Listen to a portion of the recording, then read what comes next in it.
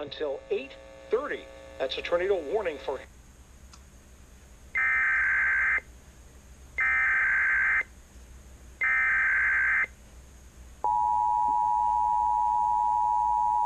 Tornado warning being relayed.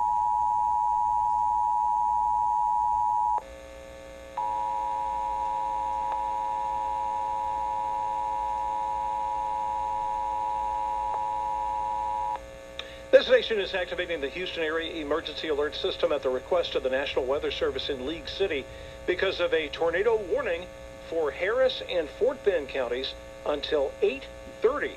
That's a tornado warning for Harris and Fort Bend counties now until 8:30. This concludes activation of the Houston Area Emergency Alert System.